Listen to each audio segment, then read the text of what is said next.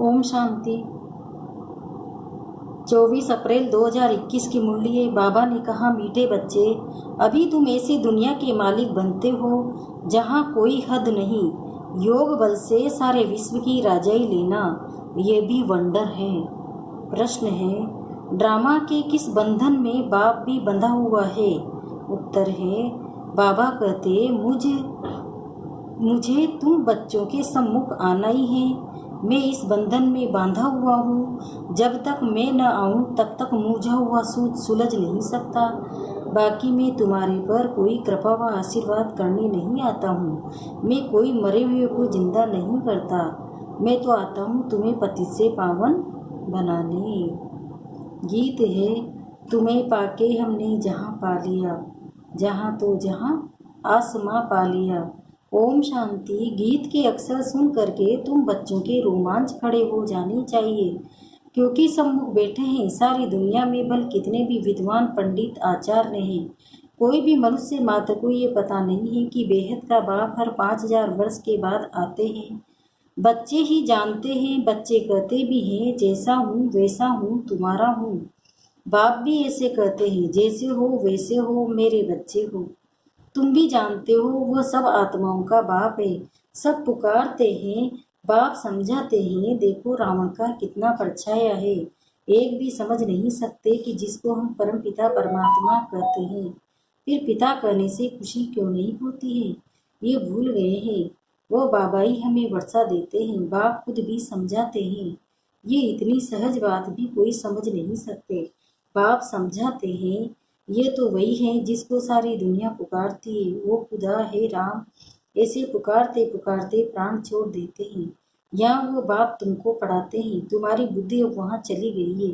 बाबा आया हुआ है, कल्प पहले मुआफी, कल्प कल्प बाबा आकर पतित से पावन बनाए दुर्गति से सदगति में ले जाते हैं। गाते भी हैं सर्व का पतित पावन बाप। अभी तुम बच्चे उनके सम्मुख बैठे हो, तुम वो मोस्ट बिलवेड स्वीट चिल्ड्रन। भारतवासियों की ही बात है, बाप भी भारत में ही जन्म लेते हैं। बाप कहते, मैं भारत में जन्म लेता हूँ तो जरूर वही प्यारे लगेंगे। याद भी सब उनको करते हैं जो जिस धर्म के हैं, वह अपने धर्म स्थापक को याद करते हैं। भारतवासी ही नहीं जानते कि हम आदि सनातन धर्म के थे। बाबा समझाते हैं, भारतीय ही प्राचीन देश है तो कह देते हैं, कौन कहते हैं कि भारतीय सिर्फ था। अनेकानेक बातें सुनते हैं, कोई क्या कहेंगे, कोई क्या। कोई कहते हैं, कौन कहता है कि गीता शिव परमात्मा ने ही गाई है। कृष्ण भी तो परमात्मा था, उसने गाई। परमात्मा सर्वव्यापी है, उनका ही सारा खेल है। भगवान ने कि ये सब रूप है, भगवान ही अनेक रूप धर लीला करते हैं। भगवान जो चाहे सो कर सकते हैं।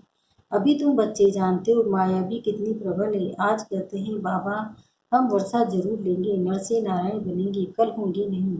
तुम जानते भी हो कितने चले गए, पार गति दे दी।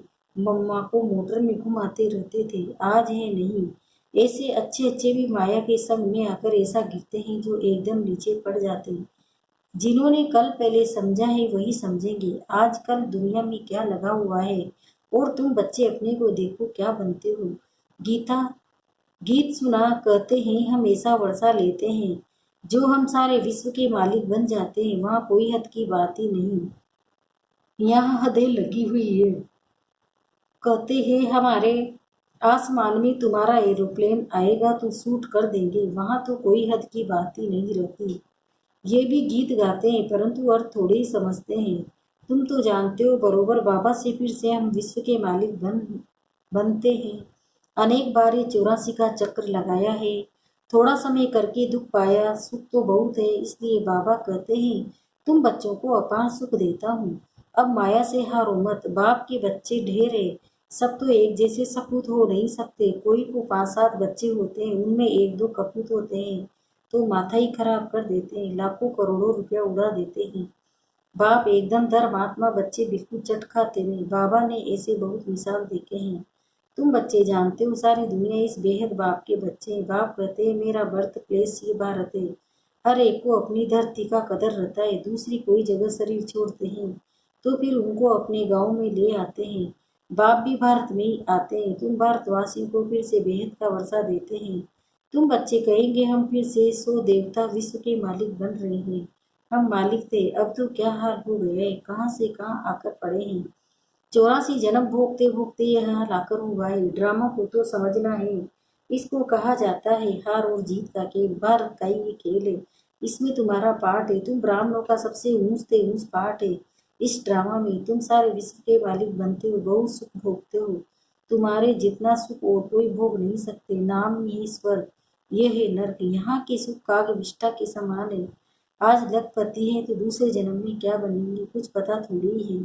ये है पाप आत्माओं की दुनिया, सत्युग पुण्य आत्माओं की दुनिया। तुम पुण्य आत्मा बन रहे हो तो कभी भी पाप नहीं करना चाहिए, हमेशा बाबा से सीधा चलना चाहिए। बाबा कहते हैं मेरे साथ धनराज सदैव है। द्वापर से लेकर सतयुग त्रेता में मेरे साथ धनराज नहीं रहता। द्वापर से तुम मेरे अर्थ दान पुण्य करते आ रहे हो, ईश्वर अर्पण करते हैं ना। गीता में श्री कृष्ण का नाम डालने से लिख दिया है श्री कृष्ण अर्पणम, रिटर्न देने वाला तो एक ही बाप ही है, इसलिए श्री कृष्ण अर्पणम कहना होंगे। ईश्वर अर्पणम कहना ठीक है, श्री गणेश अर्पणम करने से कुछ भी मिलेगा नहीं, फिर भी भावना का कुछ न कुछ देता आया हूँ सबको, मुझे तो कोई जानते ही नहीं है। अभी तुम बच्चे ही जानते हो, हम सब कुछ सिर्फ बाबा को समर्पण कर रहे हैं। बाबा भी कहते हैं हम आए हैं आपको 21 जन्म का वर्षा देने। अभी है ही उतरती कला, रावण राज्य में भी दान पुण्य आदि करते हैं, पाप आत्मा को ही देते हैं, कला उतरती ही जाती है। करके कुछ मिलता भी है तो भी अल्पकाल के लिए, अब तो तुमको 21 जन्म के लिए मिलता है। उनको कहते हैं राम राज्य, ऐसे नहीं कहेंगे, वहाँ ईश्वर का राज्य है, रावण तो देवी देवताओं का है।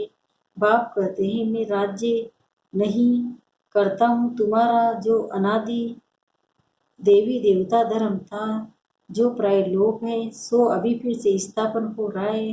बाप तो है ही कल्याणकारी, उनको कहा जाता है सच्चा बाबा। तुमको सच नॉलेज दे रहे हैं, अपनी और रचना के आदि मध्य अंत की। बाबा तुमको बेहद की हिस्ट्री ज्योग्राफी सुनाते हैं, कितनी जबरदस्त कमाई है। तुम चक्रवर्ती राजा बनते हो, उन्होंने फिर वह हिस्सा का चक्र दे दिया है। असूल ये है ज्ञान का चक्र, परंतु ये ज्ञान जो प्राय लोप हो जाता है। तुम्हारे ये मुख्य चित्र है, एक तरफ त्रिमूर्ति, दूसरी तरफ झाड़ और चक्र। बाबा ने समझाया है, शास्त्रों में तो कल्प की आयु लाखों वर्ष लिख दी है। सारा सूत ही मुझा हुआ है, बाप के सिवाय कोई से सूत सुलझ नहीं सकता। बाप सम्मुख खुद आए हैं, कहते हैं मुझे ड्रामा अनुसार आना ही पड़ता है, मैं इस ड्रामा में बंधा हुआ हूँ। यह हो नहीं सकता कि मैं आऊँ ही नहीं, ऐसे भी नहीं कि आकर मरे हुए को जिंदा कर दूं या कोई को बीमारी से छुड़ा दूं। बहुत बच्चे कहते हैं बाबा हमारे पर कृपा करो, लेकिन यहाँ कृपा आदि की बात नहीं। तुमने मुझे इसलिए थोड़े ही बुलाया है कि आशीर्वाद करो, हमें कोई घाटा न पड़ जाए। तुम बुलाते ही हो, हे पतित पावन आओ, दुख हरता सुख करता आओ। शरीर के दुख हरता तो डॉक्टर लोग ही होते हैं, मैं कोई इसलिए आता हूँ क्या। तुम कहते हो नई दुनिया स्वर्ग के मालिक बनाओ, वह शांति दो। ऐसे नहीं कहते कि हमको बीमारी से आकर अच्छा करो, हमेशा के लिए शांति व मुक्ति तो मिल न सके। पाठ तो बजाना ही, जो पीछे आते हैं उनको शांति कितनी मिलती है। अभी तक आते रहते, इतना समय तो शांति धाम में रही ना। ड्रामा अनुसार जिनका पाठ है वही आएंगे, पाठ बदल नहीं सकता। बाबा समझाते शांति धाम में तो बहुत बहुत आत्माएं रहती है, जो पिछाड़ी में आती है वो ड्रामा बन चुका है। पिछाड़ी वालों को पिछाड़ी में ही आना है, यह बना हुआ है। ये चित्र आदि जो बनाए हैं सब तुमको समझाना है। तुम और चित्र भी निकलते रहेंगे। कल पहले मिसर ही निकलेंगे, 84 का विस्तार झाड़ में भी है, ड्रामा चक्र में भी है, अब फिर सीढ़ी निकलती है। मनुष्य तो कुछ भी जानते नहीं, बिल्कुल वो अंधियारे में है। अब तुम बच्चों की बुद्धि में है। परमपिता परमात्मा जो ज्ञान का सागर शांति का सागर है, वह हमको इस तन द्वारा पढ़ा रहे हैं। बाप कहते हैं मैं अताई उनमें हूँ जो पहले पहले विश्व का मालिक था। तुम भी जानते हो बरोबर, हम भी ब्रह्मा द्वारा ब्राह्मण बनते हैं। गीता में तो ये बातें ही नहीं। बाप कहते ये खुद ही नारायण की पूजा करने वाला था, ट्रेन में भी मुसाफिरी करते गीता पढ़ते थे। मनुष्य समझेंगे ये तो बड़ा धर्मात्मा है। अभी ये सब बातें भूलने जाते हैं, फिर भी इसने गीता आदि पढ़ी है ना। बाबा कहते हैं मैं ये सब जानता हूँ। तुम ये विचार करो कि हम किसके आगे बैठे हैं जिससे विश्व के मालिक बनते हैं।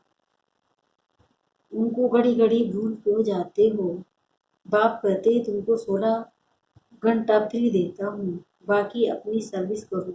अपनी सर्विस करते तो गोया विश्व की सेवा करते हो। इतना पुरुषार्थ करो जो कर्म करते कर्म से कम 8 घंटा बाप को याद करो। अभी सारे दिन में 8 घंटा याद कर नहीं सकते। वह अवस्था जब होगी तब समझेंगे ये बहुत सर्विस करते हैं। ऐसे मत समझो हम बहुत सर्विस करते हैं, भाषण बहुत फर्स्ट क्लास करते हैं, परंतु योग बिल्कुल नहीं है। योग की यात्रा ही है।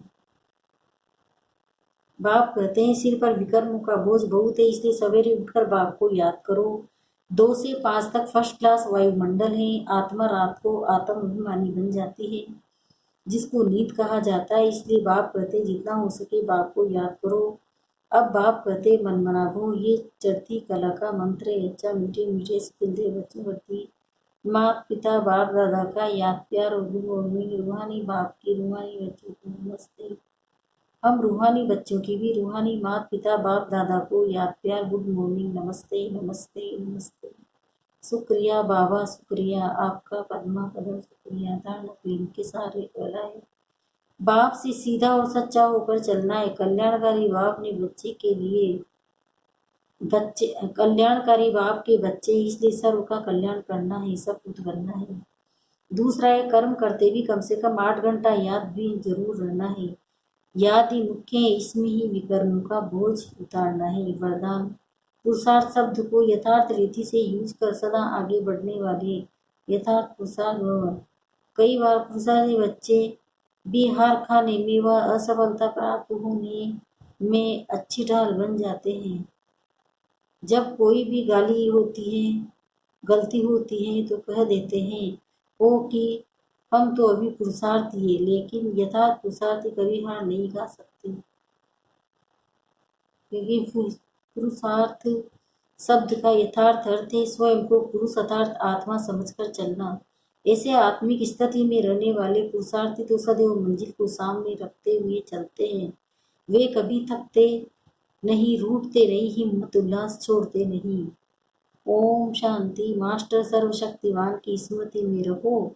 ये स्मृति मालिकन की स्मृति दिलाती है। मैं शक्तिशाली आत्मा हूँ, मास्टर सर्वशक्तिवान हूँ, सर्वशक्तिवान की छत्र छाया में हूँ। सर्वशक्तिवान का अष्ट शक्तियों का तेज मुझ में समा रहा है। मुझसे निकल निकल शक्तियों की किरणें पूरे विश्व में फैल रही है। विश्व की सर्वात्माएं शक्तिशाली है, कोरोना से मुक्त है, दर्द पीड़ा से मुक्त है, संपूर्ण निरोगी है, सुख शांति से भरपूर है।